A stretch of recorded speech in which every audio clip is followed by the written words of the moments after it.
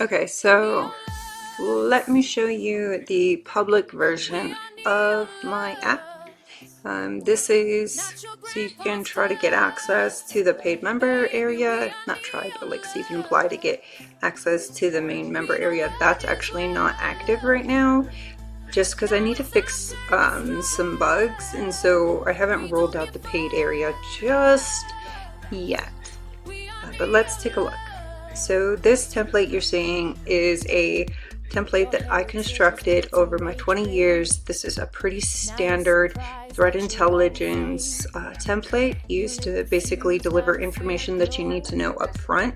So it gives a summary of what happened, important information up front, links to the articles so that you can read it because computers make mistakes, and why did we pick this. So for all of these areas, I had very specific criteria that needs to be met and needs to be included for each of these summaries.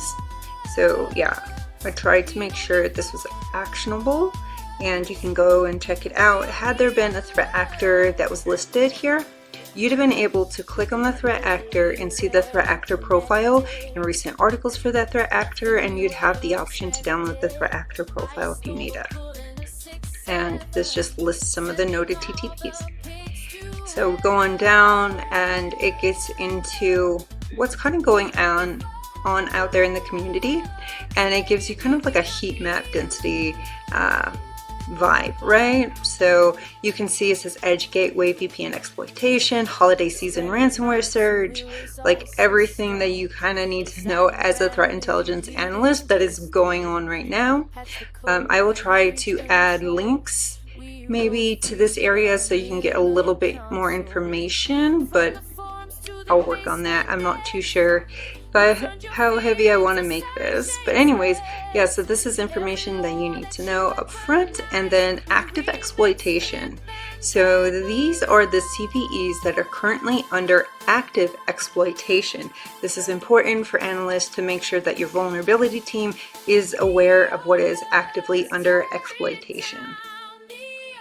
And then this is just the pressure gauge for verticals and what we're seeing. So we're seeing a lot of technology companies having issues, and then the government, and then finance, manufacturers, and retail. So this is just giving a look on what we're seeing as far as who's being attacked, and yeah, and whatnot.